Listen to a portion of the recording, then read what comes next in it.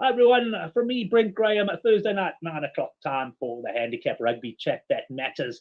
Well, we've got an action-packed show for you tonight. I can tell you we're going to be talking a lot of rugby betting, but the man who's already in studio here has got a couple of questions that he's going to be asking, a little bit of analysis as we go along the way.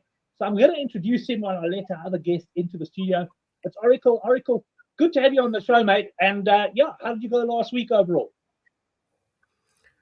It was good, Brent. I did enjoy that. Can't remember who it was last week. How's it, Harry? You're in a car. Are you currently driving or parked and you're about to be arrested for parking in a no stopping zone? How bad is it? No, I'm not. I'm parked. No seatbelt. Look, I'm okay. Are you back in the US, Harry? I am. I took a 17-hour flight from Australia, from the world's 10th most happiest country, and now I'm in 10th most unhappy country, and we're all good. Excellent. Well, Oracle, just before I hand back to you there, Seen is saying good evening, and he says he's invited members from a rugby WhatsApp group to join us tonight. That's the spirit, lads. Invite other guys to join in on the live show and the recorded show as well, for that matter. The more, the merrier. Let's go to Oracle. Oracle, overall, decent weekend for you last weekend. I mean, your Argentina that you selected a few weeks ago, you said they were value. And I mean, for me, the Rugby Championship is gone. But they did prove your point, though. They're a very good side, and they're capable of beating anyone on their day. Brent, I think they were valued at the 20-1 that they were 3 weeks ago or 3 games ago, when had they beaten Australia twice, there'd be a proper race in Nelspruit. I mean, it wouldn't be a minus 18, have to win by 8 or more and score more tries. So you know what? They're probably the same price. Maybe they're 25-1. I haven't seen outright betting this week. But yeah, it was the right call at the time. Had you taken 20-1, and they win that first game against Australia, which I expected them to win in Argentina, it's a different match in Nelspruit, I suppose. I mean, South Africa just have to show up and lose by 7 or less, and they won the tournament. A couple of questions, and Harry might be able to help us with this one. I read your article, Harry, on the Raw a couple of weeks ago.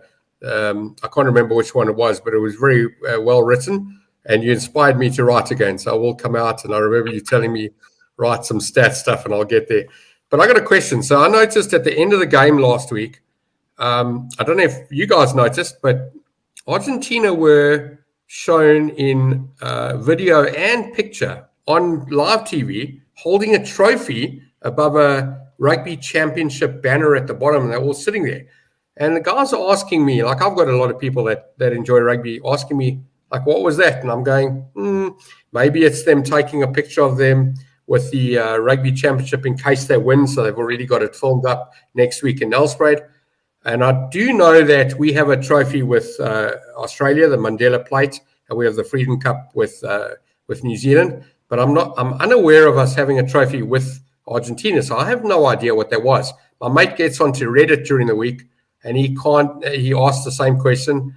And people are going like they don't know. So maybe Harry can help us. But Argentina were definitely filmed holding a trophy, celebrating with confetti in front of a Rugby Championship banner at the end of the game last week. And we are perplexed. I don't know, but I've always thought that all the teams have a hedge against the Rugby Championship ending. So there's a cup in between each one, much like the Calcutta Cup between England and Scotland and so forth. Yeah. But no, I think there's a cup in between every single team that no one pays notice from except for the Bledisloe, actually. And as the Rugby Championship might come to an end in a couple of years, who knows? I'm going to carry on with these cups. I don't know why they would have it, though. Why would Argentina claim it after one? Yes, correct. They've only beaten us 4 times, I think, in total. So, yes, it's unlikely. Bit of a mystery, that one, gents. Maybe someone in the live chat can help out.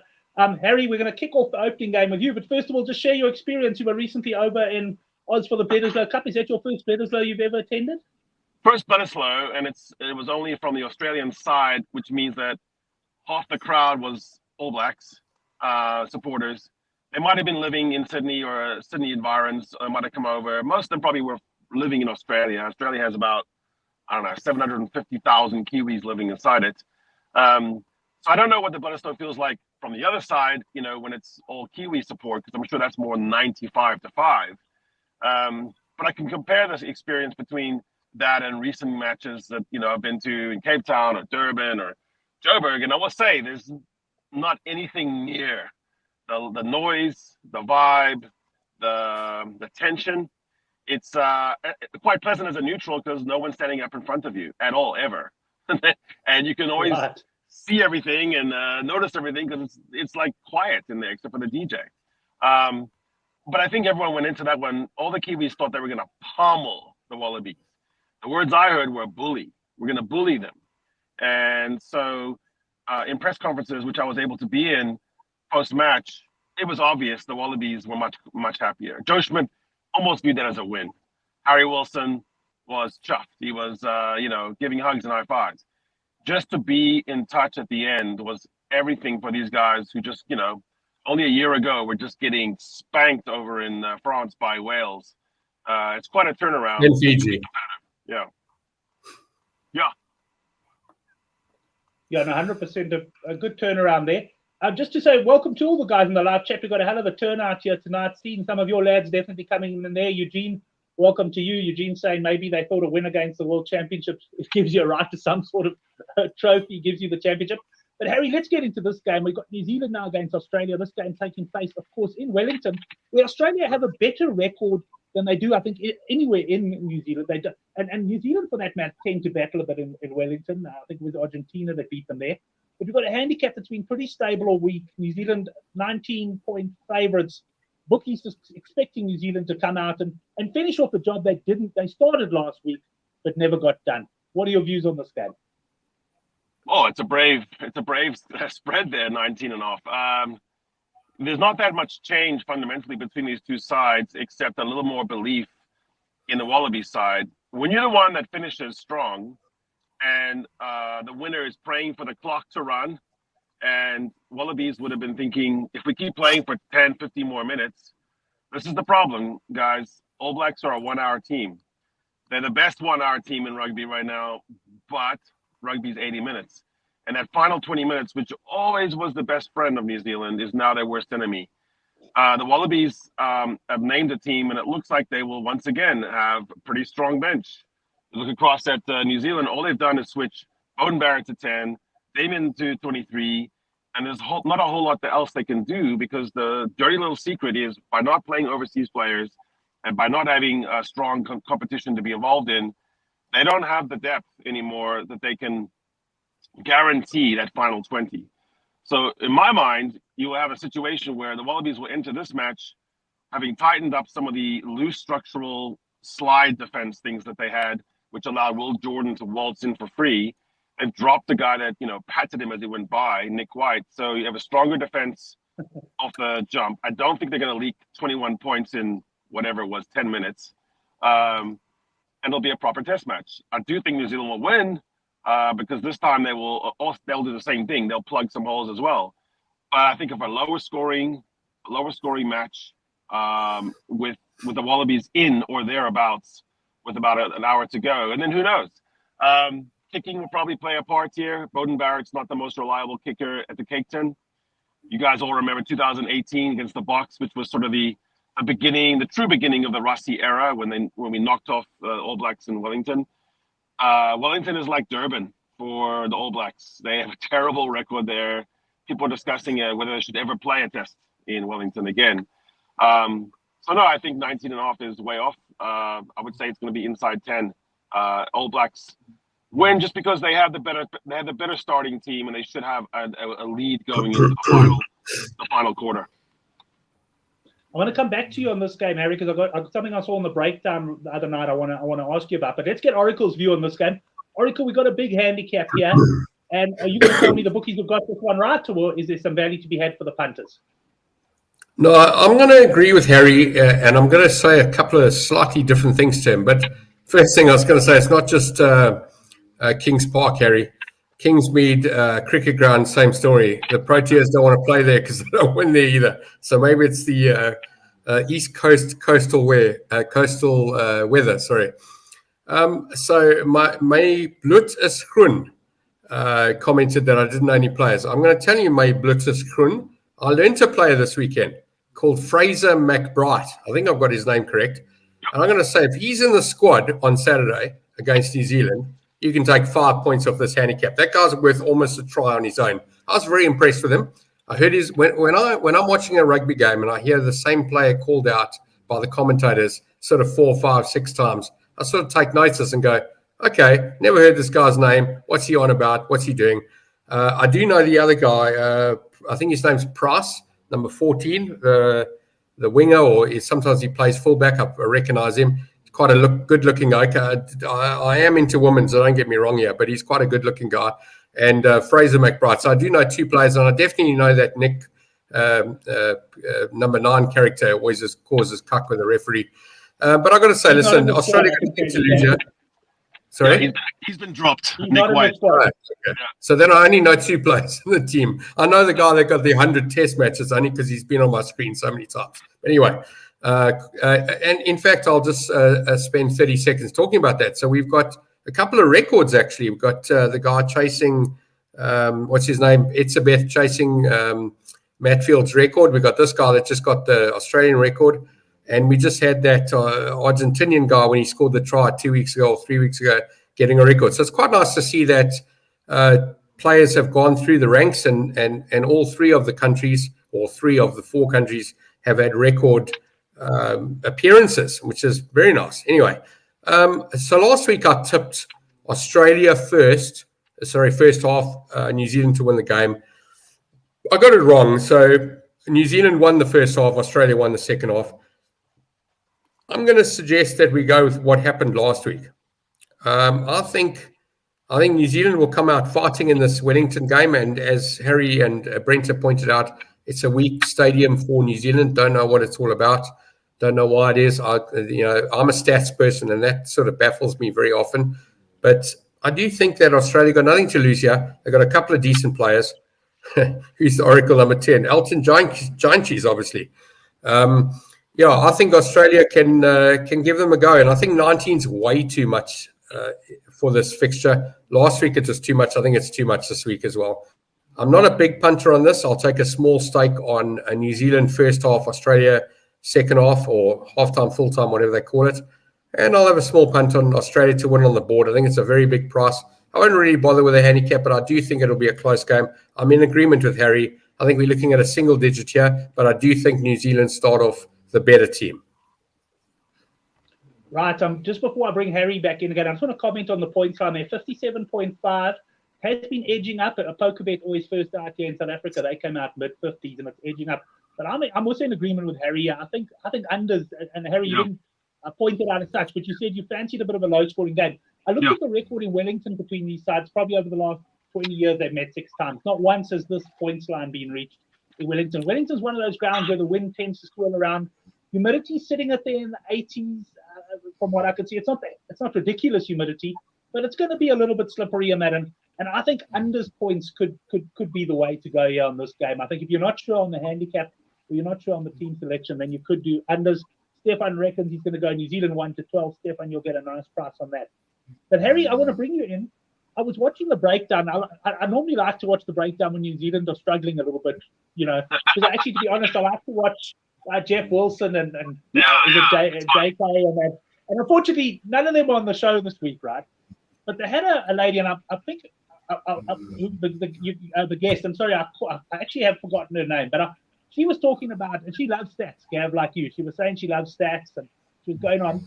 And then she spoke about something which was quite interesting, because why New Zealand so weak now in the final 20? And she started talking about what's it called, running meters or gain line meters. So in other words, you can have a lot on the ball, but if you're not getting across the gain line, and she was saying, and she mentioned some stats, but bottom line, for every carry that Australia made, they made, like, say, 4 meters, and New Zealand made an average of 2 meters.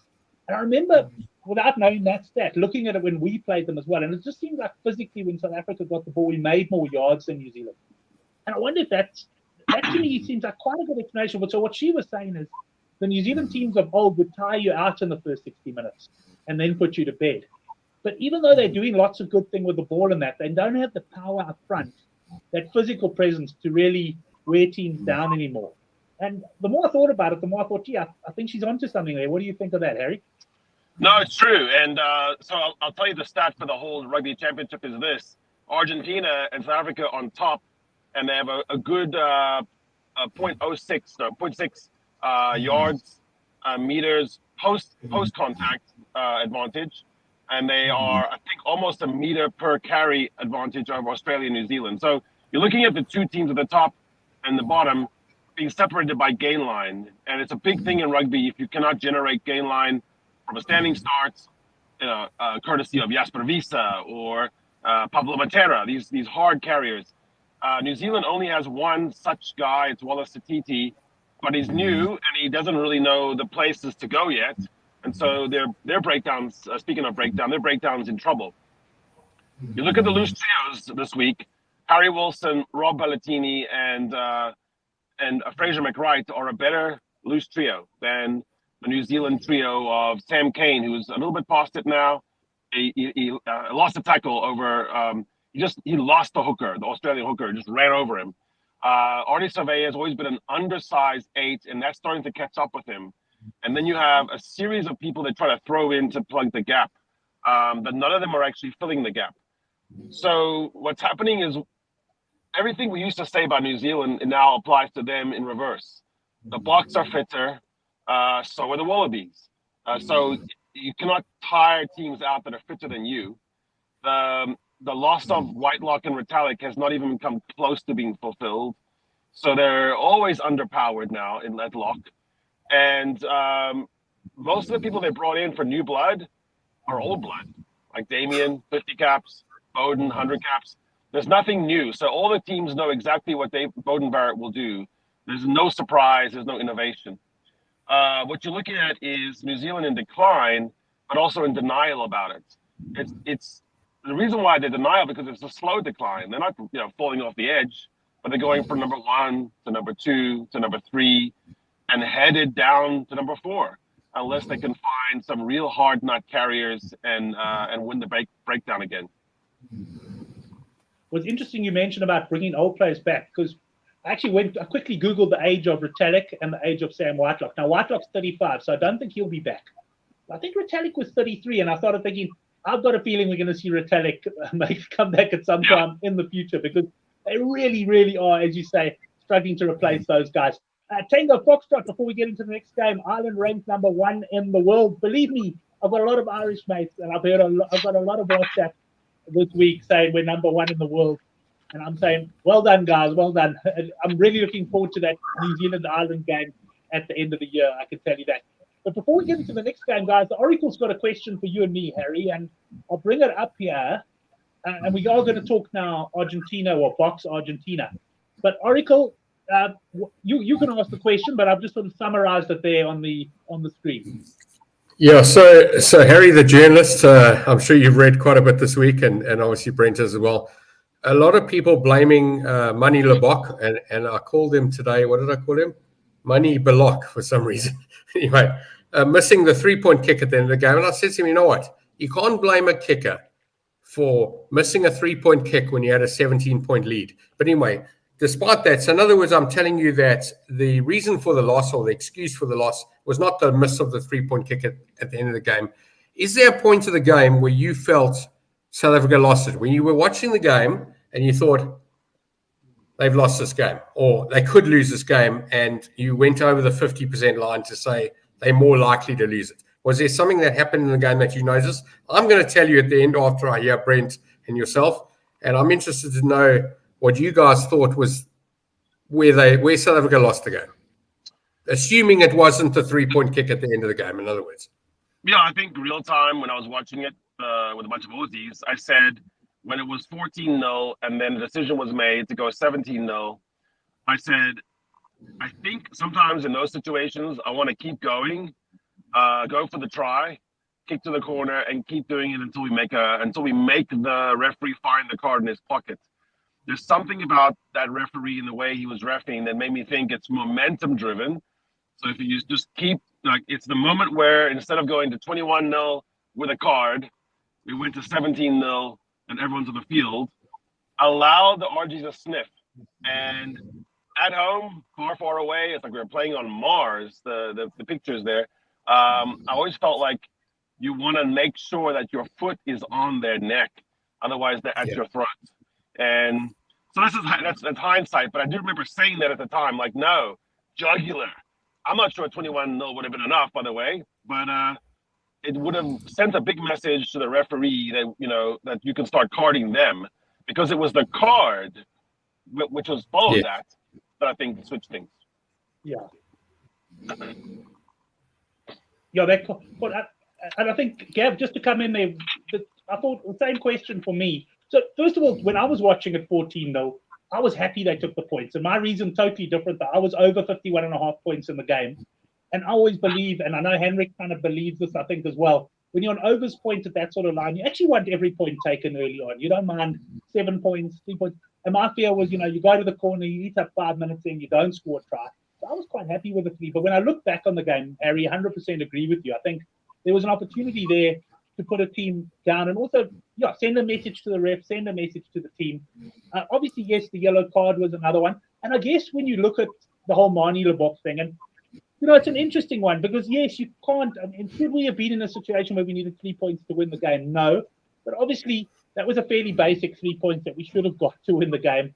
And, would have won me my 1-12 bet. So lots of different ways to look at it. But the fact that he took Pollard off and brought Manie on type of thing, whereas perhaps he could have shifted Pollard to 12 and continued with Manie. That, in retrospect, was also perhaps something that happened there. But Gav, interested to hear if Harry and I have covered your views or if you've got something unique for us.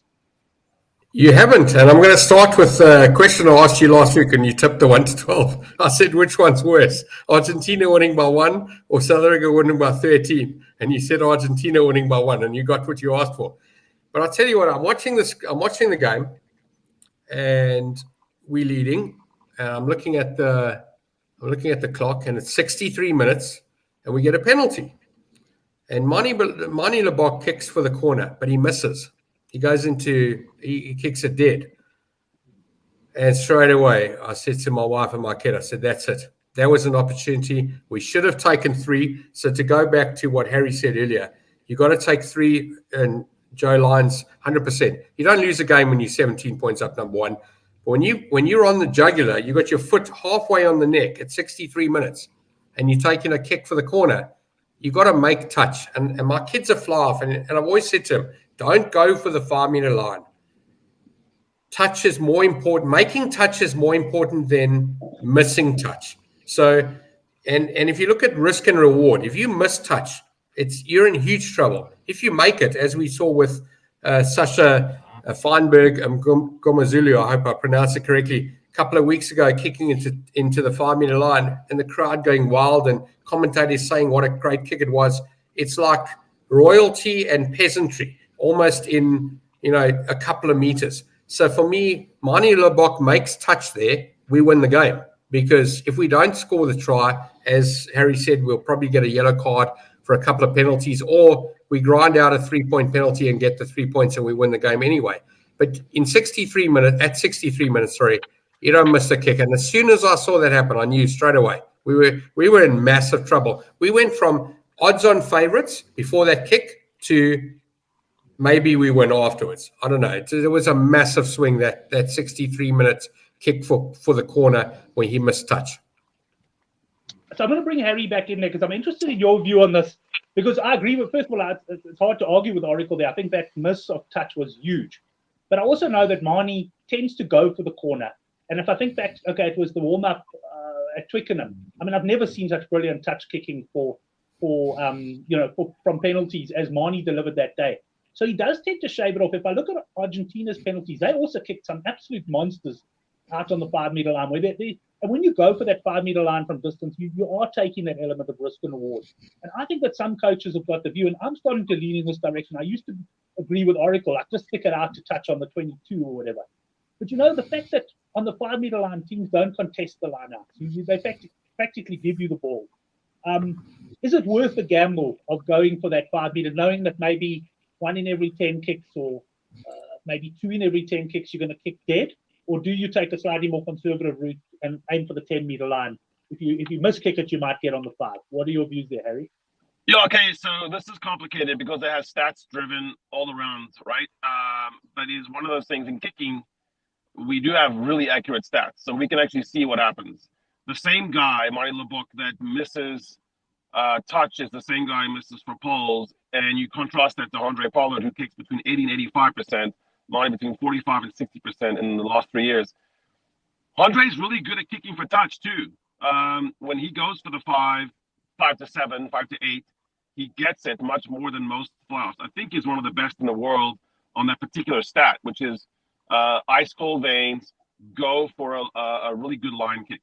So the answer is, if you are not that good at it, then don't go for it. Like Oracle is saying, just kick it out and restart.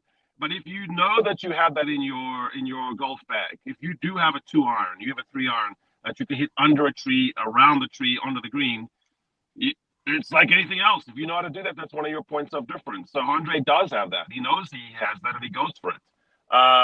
That's another reason to keep Andre on. Secondly, the Boks are particularly good at generating penalties from their moving maul. It's not that the maul itself has to score. It's an aircraft carrier, I call it. It's an aircraft carrier because you launch it, they can score from a peel-off, they can score from the backline move with advantage already, or it can pile over and score on a bongi try.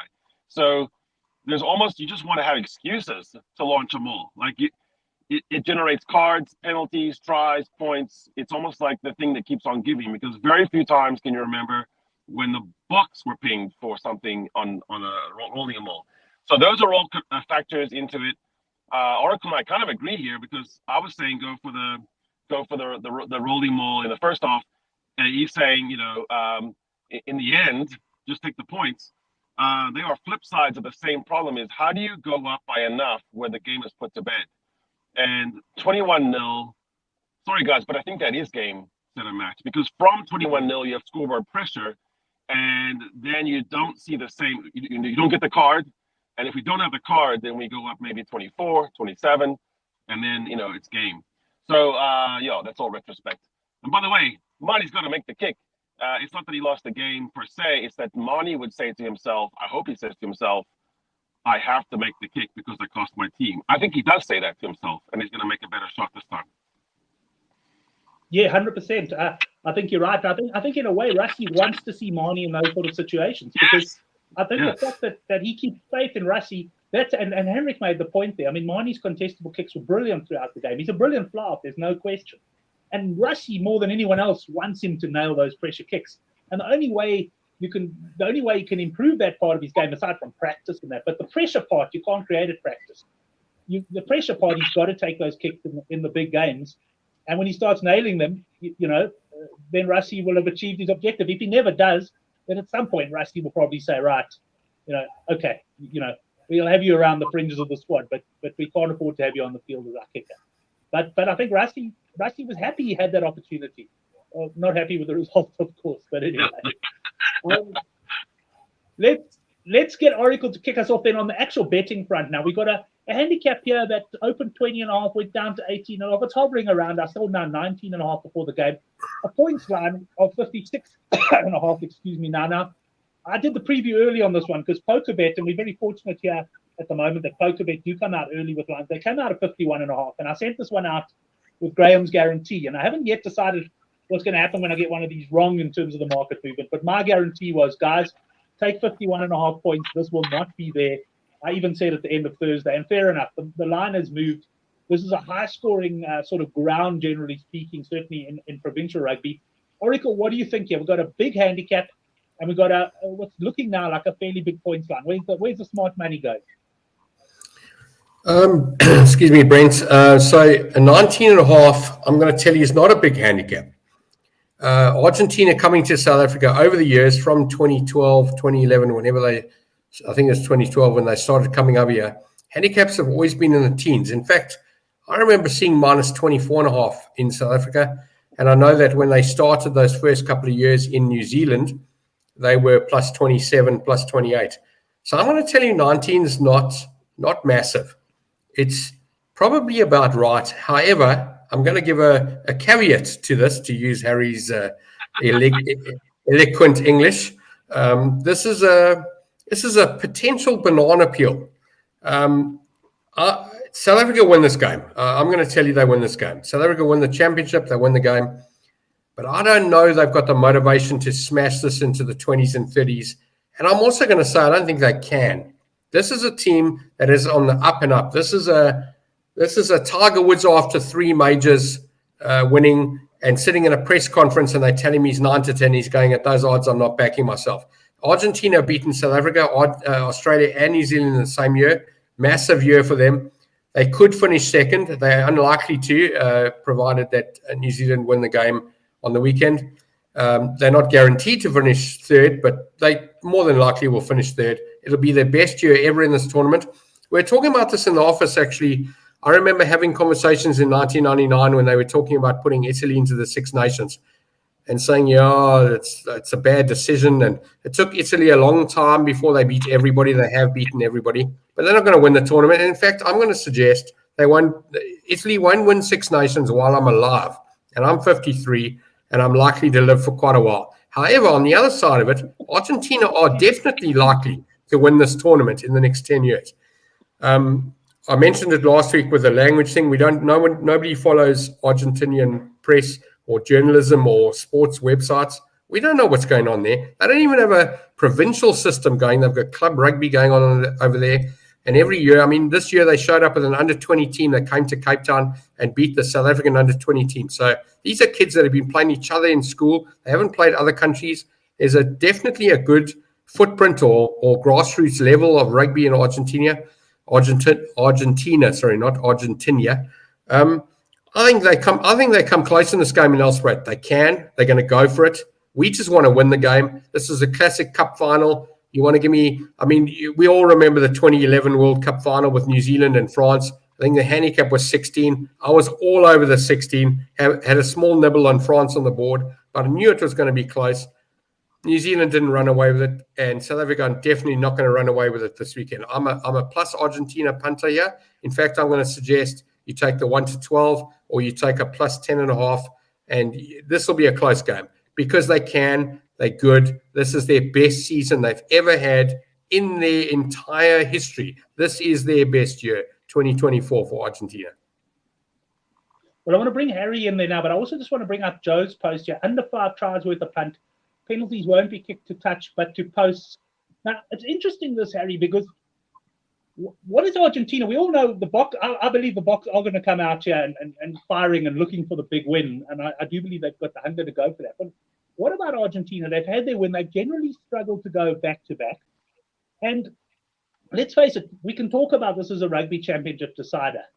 But because of the way they have to beat South Africa, I mean, they've got to beat them by more than 3 tries and stop South Africa getting within 8 points to realistically win the Rugby Championship. I mean, do Argentina go into this game chasing that result to win the Rugby Championship, or have what they achieved is actually enough at the moment? And I'll come back to you on this one as well, Oracle. But have what they achieved enough? In other words, Argentina can look back on this tournament, whether they finish second or third. We've done bloody well. We've beaten each of those teams. Realistically, yes, the coach might say we're chasing the 3-try win, but realistically, deep down, they might be there for the taking. What are your thoughts on that? You know, it's interesting, right? The case that's to be made for Argentina has been made very well by the Oracle. By the way, if we wanted to do a handicap on how long Oracle will live versus what the correct handicap on this match, I would love to see the over-under on that. I think here's what I would say. It took 23 years from 2000, I think, on for Argentina to beat 3 of the top 4 ranked teams in the world at the time in 1 year. And this year they did all of it. France, New Zealand. Huge. So that's a massive uptick. We must say that. To your point, Brent, often they've taken and they said, okay, we did well, so now we're done. You know, we just did our Everest. We just did our Super Bowl. We've already done it, so now we can go on the piss. And there's evidence of that. There's evidence that this year in New Zealand, after they toweled New Zealand to sort of capitulate on the return match. So we cannot dismiss that as a possibility. It doesn't seem like Felipe Contepomi has that, though. I think he has his guys believing that they are in this and they should win it. Here's the problem with that. He's got a lot of young guys, and he might make them believe it too much. And I think nerves you'll see for the first time. I think they've got 18 guys under 25. They've got 4 guys under 23. They've got a lot of people with low caps. that's going to come to the fore because now they're going to be the ones far from home. Pablo Matera's on the bench. You've got some really novice guys in the back line.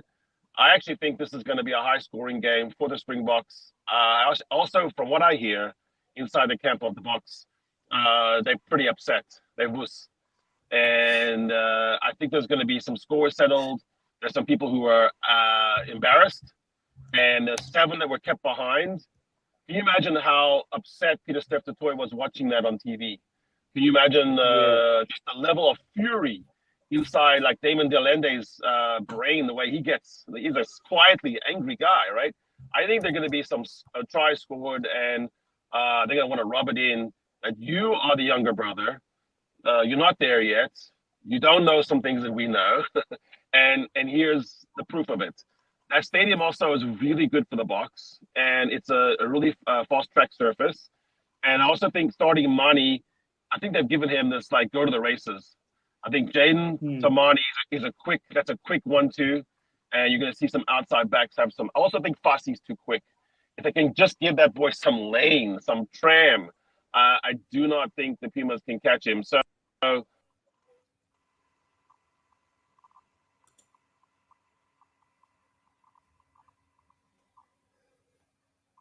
moves. Tony Brown, is going to have some things cooked up for this one. So in my opinion, it's going to be more than, I think it's going to be Boks by 22-ish, demoralized Pumas, a lot of, happiness for their whole season, but a really bad ending for them. And then on the total points line, I worry about the Pumas' ability to score, but I really see the Boks scoring 4 or 5 tries here. So I'd kind of push the overs, but I'd stay away from that. I'd more say that the Pumas will not score very much on this one. So, yeah, just based on that advice, Stefan, Harry saying box points over 36.5. I've seen 37.5, 36.5. That's actually, Stefan, I did put my bet up last night on the preview, but I did acknowledge that the line was going to move. I'd be back with another bet. And that's more or less where I'm leaning. Although I'm going to look at the tries as well, as opposed to the points, and I'll make a decision on that. James, that brings us almost to the end. I think, Oracle, you wanted to add something on that?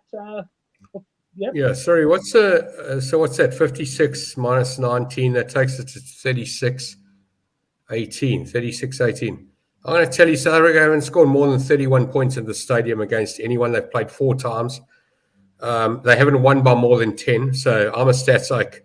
I'm going to tell you, Nelspruit, and I'm a big Faf de Klerk fan. It's bucket list stuff for me to go and watch a Currie Cup game at the stadium at some point in my life. I'm going to tell you, South Africa, they just need to win this game. South Africa not scoring much more than 30, and they're not winning by much more than 10. I'm telling you, listen to me. This is not a runaway game. They don't need to win it by any more than winning the game. And yeah, I just think that I'm not going to say back Argentina to win here. Jeez, I know they like 20 or 25 to 1 to win the Rugby Championship, but of course they can win this game. So I don't know.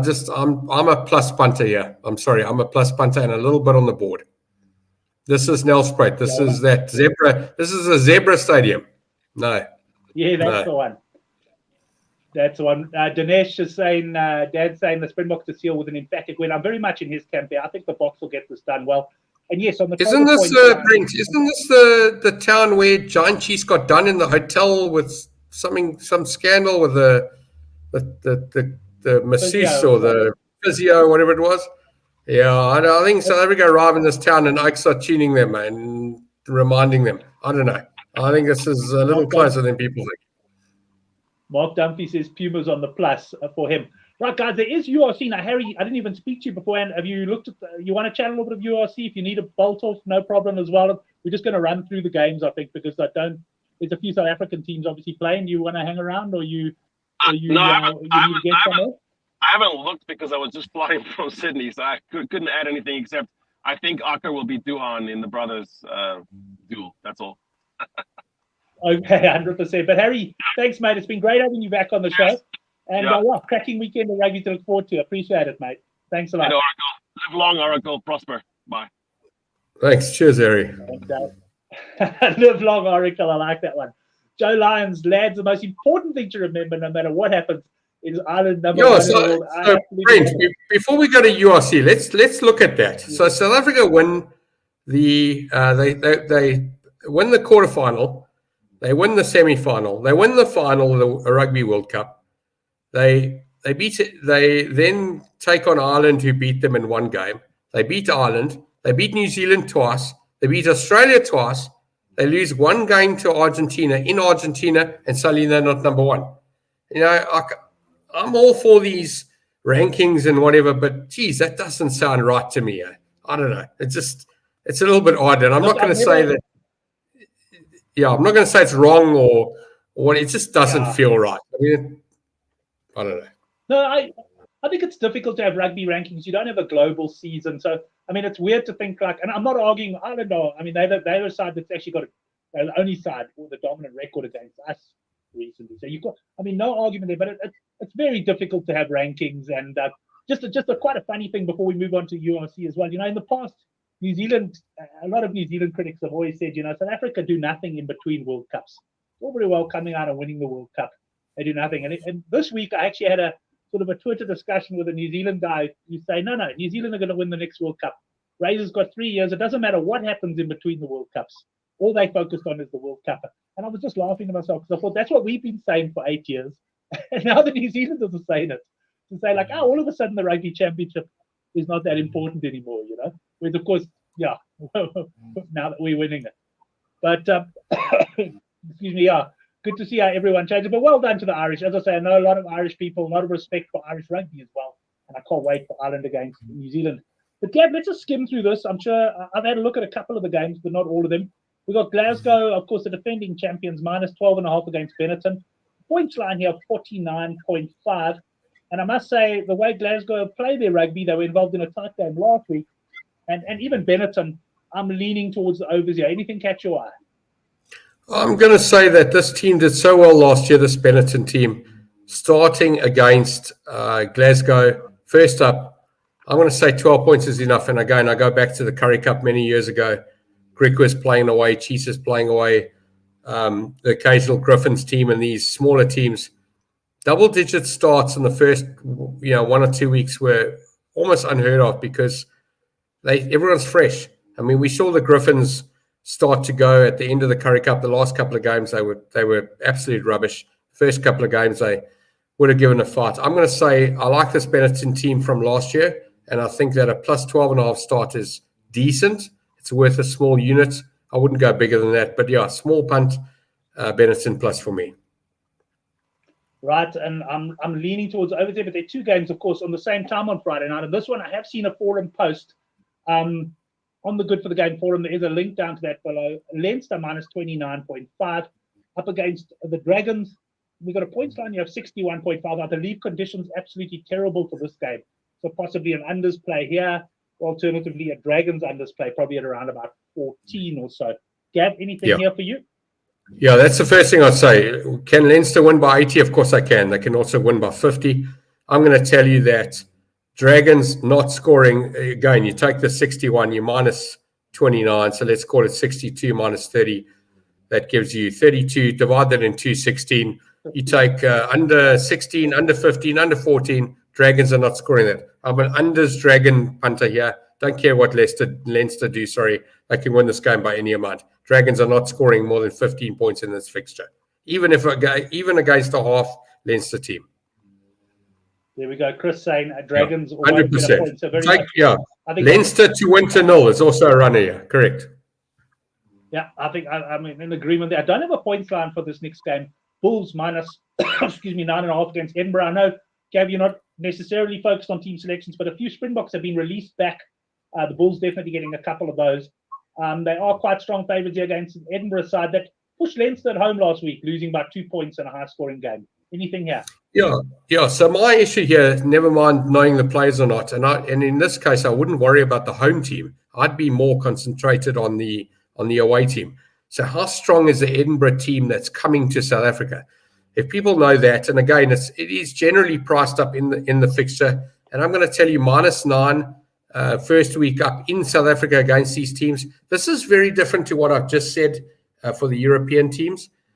These teams getting on a plane, coming to South Africa, plus 9.5 is not enough in Joburg. Not enough. Harveld. Bulls should win this. I'm a minus punter here, not 5-6 units or 4 units or whatever it is.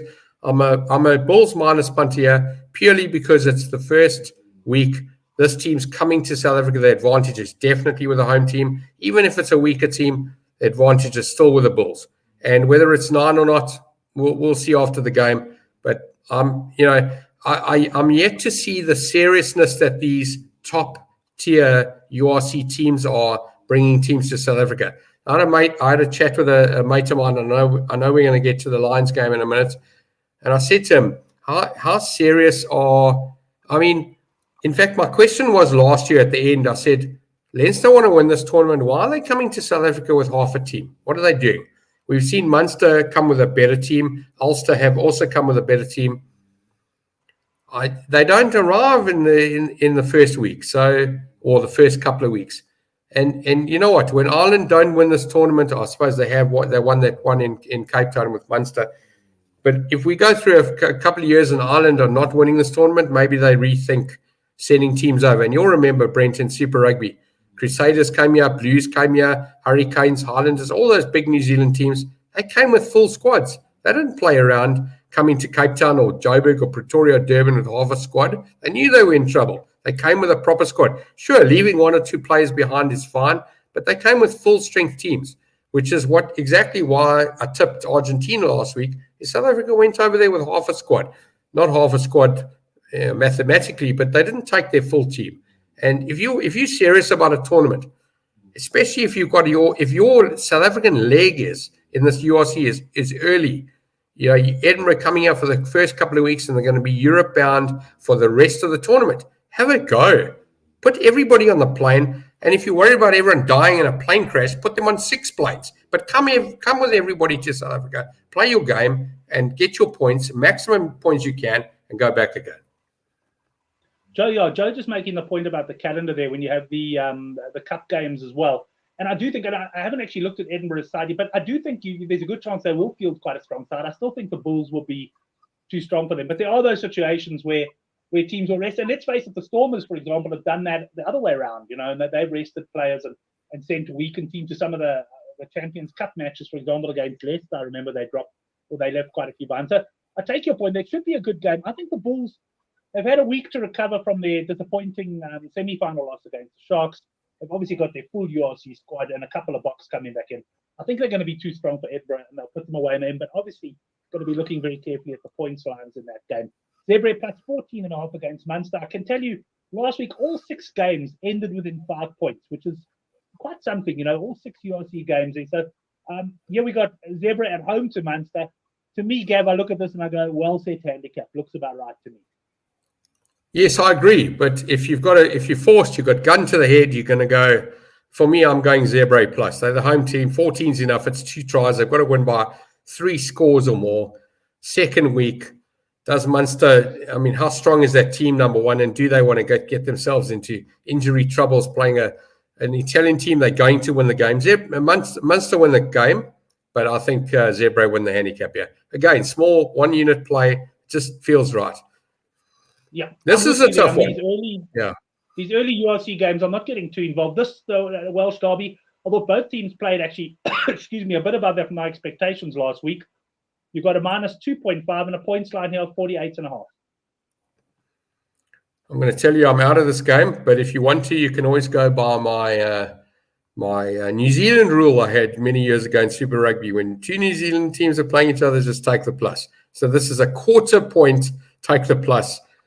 Cardiff plus 2.5 for a quarter unit. Otherwise, no bet. I have no feeling on this game. I can't say anything. Nothing. I'll tell you the type of bet you actually maybe want to take here is that either the try bet, any team by 6 or less, or I know BetX and Boyles do offer sometimes, and I'm not sure if it's on the URC, but you go back either team by 7 or less. Because that's the sort of game, you'll get 15 to 10, you put your bet down and you call it quits. My throat is getting a little bit raspy and dry, but fortunately we're nearing the end of the show. Connacht against the Sharks. The Sharks, of course, Currie Cup champions. How they won that game, how the Lions threw it away, I do not know. But brilliant work by the Sharks. Mondo on the Good for the Game forum, he says, back the Sharks to beat the halftime handicap. They've got a strong starting side, bench not so much. What are your views of Gav? Yeah, so I watched that game, and I've obviously got I've got a Sharks wife, and we have a Sharks couch and a Lions couch at home. And I did hear many times on Saturday evening that the Lions didn't win. And congratulations to the Sharks, they won the game. A couple of guys at the office suggesting that the game was over before the ball went out. It wasn't. The Sharks definitely won fair and square. The siren hadn't gone. Game was on. They lost the opportunity. And, of course, and we remember, Brent, you and I, 2009 Tri Nations when the New Zealand coach, they interviewed him after the game. He said, how did you lose that game? He says, well, when you give penalties away in their half and you've got a guy like Francois Steyn who's kicking 62, 65-meter kicks, you're never safe. So, exactly. Jordan Hendrickse, yes, may Blut Schrun. I do know him because he used to be a Lion, and I don't know where I know him from before. But, yes, generally the fly-halves and the scrum-halves, I remember. And listen, there was a guy, the Greek was that used to kick 65-meter kicks in Kimberley. If you can kick over 60 meters, you're a massive weapon in a team, especially when it comes down to the end. So well done to the Sharks. All my Sharks mates that are watching tonight or watching on YouTube in the next couple of days, they'll know I'm a Lion supporter, and if the Lions aren't involved, I'm a Shark supporter. So yes, I do enjoy the Sharks. I'm going to tell you that this, for me, I'm going to back the Sharks on the board here, and the reason for that is quite simply because there's two things that happen after a victory. You either get punch drunk and you get over the top where you feel invincible. Curry Cup's not quite punch drunk stuff. It's good enough to feel good for the week, and for some of especially the younger guys and the older guys that have never got their hands on the trophy, they'll have enjoyed winning the Curry Cup, especially in Johannesburg. I think the Sharks team goes over there with a bit of momentum, a bit of passion. I think the banter and the chatter on the aeroplane will be good. I think the practice and training this week would have been good. They know what they have to do, and it's a good side when you win a tournament like this, or when you win a cup, you win anything actually for that matter. You're mentally stronger than if you'd lost it. So yes, Connacht. This is the team that played South Africa in 2005, I think, in that warm-up game. 2007, sorry, with the World Cup, and the handicap was 38, and I punted the plus 38. I just think I'm not going to bother with the plus here. Connacht can obviously win the game comfortably. I'm a Sharks on the board punter here for a bit of value, and at 6.5, you're going to get close to 2-1. Maybe even 22-10. That's a bit of value for me for a team that can win this game. I wouldn't be taking a minus or plus because it's probably well set. Could be either way, but I think the value's with the Sharks to win because of the momentum of them having won last week. Well, I'll get you going on Ospreys up against Stormers here. This is also obviously now away from home. Stormers have been out of action for a while. Where Province didn't make the semi-finals of the Curry Cup. They go away to the Ospreys. You've got points 48.5, and I'm just going to look for the Lions game because for some reason I missed that one. So while you're chatting on that, I'm just going to go get a price on the Lions game quickly, Gav. Yeah, so this is Wales versus South Africa, yeah. And I was waiting for this is the game I've actually targeted this week. Sorry, or whenever the Welsh teams play the South African teams, I've got to say, and I haven't done the stats, but it feels right to me. I'm a Stormers punter here. And yes, it's -2. I'm going to suggest you can go for a bigger minus here, maybe a 6, 7, 8, 9, even a 10, -10. I think the Stormers, South Africa are just so much stronger than Wales. I don't know the composition of this Ospreys team, but the fact that Stormers are already -2 here on the books, I'm going to tell you they've got the right favourite, and they'll win by a lot more.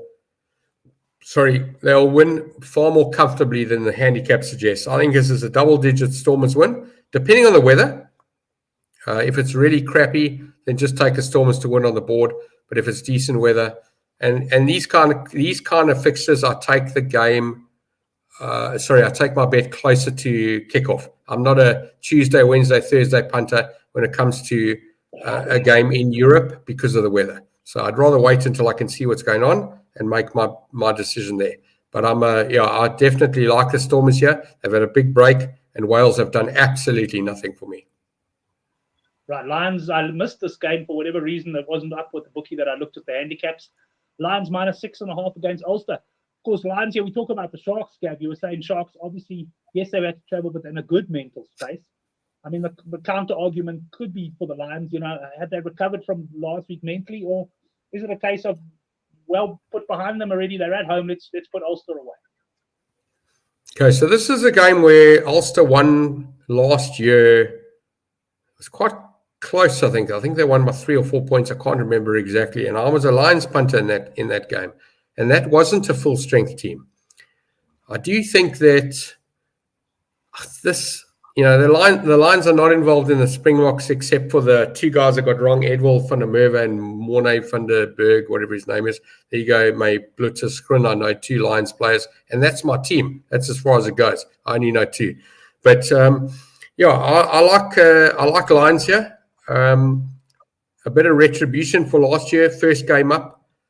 But Brent, I think you know the weather more importantly. We've had snow all over the place. In fact, one of my guys in the office was in Joburg over the weekend, said it was the coldest day he's ever encountered, for lack of a better word, on Saturday. And the other guy went to the Currie Cup final. They said Joburg was so cold on the weekend, and I grew up there. My coldest day ever was in Geneva in Switzerland. It was -4 or 5, and it just felt so cold, and people were swimming in the lake. But if it's very cold, it was chilly. It was chilly on the weekend, but I know a lot of people have told me they've never felt such cold. I was in shorts and t-shirt Saturday night, Monday night. I'm telling you, they don't make them like they used to. If that was too cold for you on Saturday, then you're not as tough as you used to be. We haven't had a cold winter, but definitely that temperature for me really, really wasn't that bad. But then I'm abnormal, so what the hell? But so I just want to say one more thing. I asked my Irish mates a couple of weeks ago before this tournament started, and I said to him, again, Ulster, Leinster, what are they doing here? And he said, no, he's pretty sure they're going to send full-strength teams over. So I don't know how strong this Ulster team is, but I was impressed with the Lions, and they've won their games. And I know that Connacht have beaten them and Ulster have beaten them in the past. I think we even had an Edinburgh or Glasgow win over there. But 6.5 for the first game, I'm a Lions punter. I think, again, it feels like a double-digit win for the Lions. Whether they get a bonus point or not, I don't know. -6 just feels too low. Yeah, I must say I was impressed by Ulster last week. I think it was at Glasgow that they came back to beat very narrowly 2019. Yeah, actually, I'm going the other way here, and also not a confident call. I'll obviously be looking at the points lines in Johannesburg, but I'm thinking Ulster on the board. Yeah, I think they can get a win against a Lions side, a bit rattled, perhaps a little bit down after last week. But that brings us to the end of the games there, Gav. Before we get into the best bet, any other sport catch your eye this weekend? It's all about rugby for me, really. Apparently, we're playing Ireland cricket in Dubai. I saw we lost the first 2 games to Afghanistan. And then I watched that third game and we smashed them. I don't know. I love watching cricket, especially South Africa. I'm looking forward to that SA20 coming in January. But yes, I don't have any other bets on other sport at the moment. Just rugby for me. I enjoyed last weekend. It was great. And I enjoyed the Lions-Sharks game, even though we lost. I enjoyed it. And I knew I was going to get the banter, and I happily accepted it and passed it on. But yes, it's nice to see URC coming back now. I'm quite excited. Best bet for me, Argentina come close here. I don't know what that means. I haven't thought about it. I'm definitely a plus punter at 18, 19, and whatever that is. I'm really confident this is a close game. I don't know what plus I'm going to take finally. I haven't had a bet yet. But I do think Oracle's going for South Africa. I absolutely agree. They can win. Sure. We're better than them. So yes, I do think that. I like Argentina plus here. I do. I just don't know how deep I like it, but I like Argentina plus here. I was impressed with them. I must say, I do like the Huns treble Australia plus 19.5. The only thing, I'd probably throw in under 57.5 instead of Australia plus, perhaps. over 56.5. SA, even though I'm on the 51.5, I wouldn't talk anyone out of the overs. Still, I do like Stefan's bet, though, the over 36.5. South Africa, I might replace that, but we're thinking along similar lines. And then Dragons under 16.5, as we all discussed. That's a nice treble there from Johan at 11-2. Any comment on that one, Oracle? Yeah, so just bring his bet up again. He said plus 19 Australia. Now, I like the plus 19 Australia here, Johan here. And the South Africa-Argentina one, I'm with you on the Dragons under. Let's start with that one. So we've nipped that in the bud. Australia plus 9. I'd like to say that I would rather go over Australia points because New Zealand can score a lot. I think the over Australia points is more likely than the plus, although I do expect the plus. It's a catch-22 for me. I'm not going to say Australia plus 19 is wrong. I do agree. I think it will be a bit closer, but I do think Australia score points here. And that might be the difference. I mean, we're talking about the last 20 minutes of New Zealand. Now it's been 5 games. They haven't scored in the last 20 minutes. Who knows? It could go to 6 games. We don't know what the problem is. I haven't seen a stat like that in any team over any top team. In other words, a winning team having a bad last 20 minutes. In fact, we used to tell people, if you're playing New Zealand, you need to be up by 10 with the last 20 minutes to go. Otherwise, you're in trouble. Yeah. You're going to lose the game. I mean, that's how we used to speak. Over 56, South Africa, Argentina, of course. I mean, it can happen. I just think it's going to be closer. I don't know there's going to be a lot of points. So, yeah. What is that? 11-2. Yeah. You're not going to go broke taking that, Jan. It's a good bet. I like his treble as well. As I say, I might have some variation on it. Of course, if you haven't subscribed to the Good for the Game newsletter yet, there is a link down below. Join the fastest growing. I don't want to say fastest growing. We're growing steadily, but certainly a strong sports betting community. Lots of big plans for the future. Got to end off here. My blood is grown. Your good mate. He only arrived right at the end of the show, Oracle. Is Oracle still picking his bets like Stevie Wonder? Watch the show, Brew. Watch the show. I'd like to say that Oracle has done his homework for the show. Gab, it's been a pleasure, of course, having you on the show. And, enjoy the weekend. I'm sure we'll be in touch. I'm going to go catch up on a bit of President's Cup golf. No doubt see the internationals take a little bit of a hiding. And to the new guys who watch the show, thanks very much for bringing the boys in. I saw Eugene there and I think a couple of others. Yeah, guys, spread the word. Always, the more we've got in the chat and that, the better, the more enjoyable the show. Thank you, everyone. You got to get seen on the show, Brick. Get him on. Get him on as a guest. We're always looking if anybody, and let's just bring up this Premiership play of the weekend quickly. Bristol and Sarries are the 2 plays. There's so much rugby. I wish we could cover everything there. I can tell you that now. And he's I'll put it this way. Always happy to welcome new guests. I've got a lot of guys like yourself and Henrik who are regulars on the show, which we really appreciate. But every now and again, all of us go through a stage where we need a bit of a gap. And it's great to have guys to come in and plug the gaps. So I always enjoy having Harry on. So anyone who ever wants to come on as a guest, be my guest, as they say. Drop me an email or whatever. More than happy to have you on. But Gav, great chatting to you, mate. Have a great weekend. And thanks to all the boys in the live chat. Come on, South Africa. Bring it home for me, certainly on the points front against Argentina. Till next week, have a great one.